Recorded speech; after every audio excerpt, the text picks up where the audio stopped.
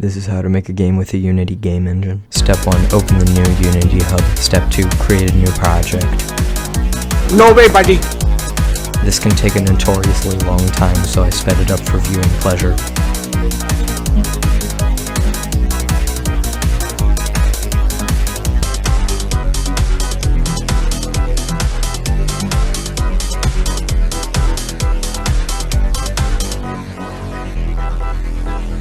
Step 3, your game loads. Step 4, select a layout. Hello everyone, it is I, the great Papa— WHAT THE F— Now the most crucial step, the coding. The coding. You don't know how to code. Step, I don't know at this point.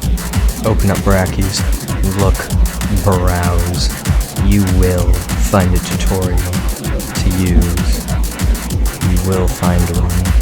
That's how I started, it's how you'll start, and it's how we'll all end, through the Brackeys YouTube channel.